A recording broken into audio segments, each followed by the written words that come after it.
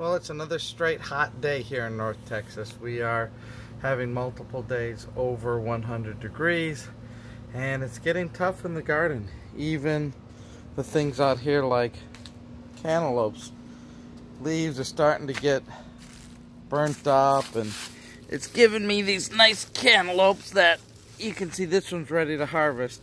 It just fell right off the vine. Probably I should have picked it slightly earlier, but it's done. Now, the interesting part is this cantaloupe here I planted from plants at the garden store, and you put them in the ground because they're already started, and you get this nice little plant. But the melons weren't very sweet, to be honest with you. They look good, they smell good, they feel good, but not very sweet. Now, compare that to over here as I make my way to the other side of the garden. Here, this I believe is done too. This one right here. But this plant came up naturally from seeds that just grew wild. Animals ate plants, and then they went ahead to, drop the seeds, and up come this cantaloupe. And so it's a seed of last year's plant. And you know what? This one is perfect and delicious and sweet. So what does that go to show you? If a plant has to struggle, smells good, and comes up naturally, well, maybe that's an indication that nature is always better than forcing a plant. Now, this plant isn't anywhere near as worn out and burned out as that other one. I moved it over, but yeah, who knows what the situation is here, but nature finds a way and usually comes out better. And so this one over here is probably good too. I'll probably pick that one here because, like I say, they kind of fall off the vine themselves. Now last year, yep, this is done. Now last year, something was out here eating them before I could get to them. But this year, all of them were available for me to pick and not get eaten. Now, what is that telling me? Well, that tells me that the hawks and everything in the area and were getting whatever was eating stuff out here. We do have rabbits. We do have possums I've seen. But, it could be anything really.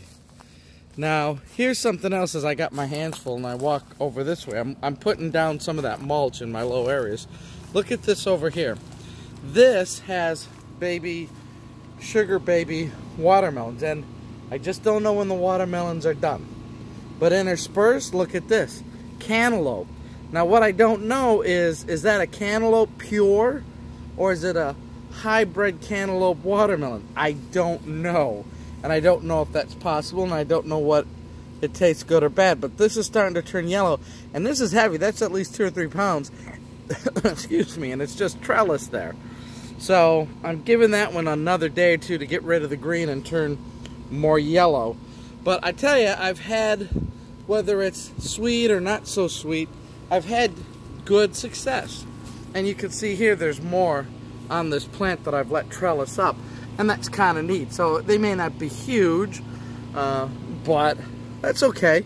I also have some smaller variety seeds that I'm going to try, and it's already the middle of August. It may be too late to start melons. I don't know. They usually take 2 to 3 months, so September, October, I might be able to squeeze them in. We'll see. Peppers are still doing good. Now, because it's so hot, the flowers sort of not come out as much, but more peppers are ready to be harvested, and the flowers are coming back. So that's good. And again, my overgrown wild melon patch. Here, the Swiss chart's coming back. That's a second cutting of it, so we will be harvesting that soon. But anyways, I just wanted to show you that we've got melons, and more melons here. And like I say, here's side by side. The plant store plant one looks good, smells good. The wild one, even better. So, one is in a raised bed. One is coming right out of the ground. So does that have more nutrients? Could. Could, because that's in, the regular soil. It's got a whole bunch of minerals and nutrients. Where the raised bed, I have to amend it. Maybe I don't have enough things in there to make the melon as sweet as the one in the ground, right? So, could be a combination of things, right? That's the thing with gardening. It's a inexact science when you're a home gardener. You just never know. For the rest of the garden, I'm laying out the mulch. Get another layer down. Keep the weeds down. Flower bed's doing good. And they're all hanging in there in this heat.